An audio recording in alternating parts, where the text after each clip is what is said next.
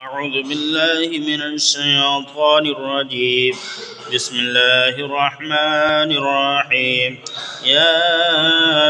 ياسين والقرآن الحكيم إنك لمن المرسلين على صراط مستقيم تنزيل العزيز الرحيم لتنذر قوما ما أنذر آباؤهم فهم غافلون لقد حق القول على أكثرهم فهم لا يؤمنون إنا جعلنا في أعناقهم أغلالا فهي إلى الأذقان هم مقمحون وجعلنا من بين أيديهم سدا ومن خلفهم صدا فأغشيناهم فهم لا يبصرون وسواء عليهم أنذرتهم أم لم تنذرهم لا يؤمنون إنما تنذر من اتبع الذكر وخشي الرحمن بالغيب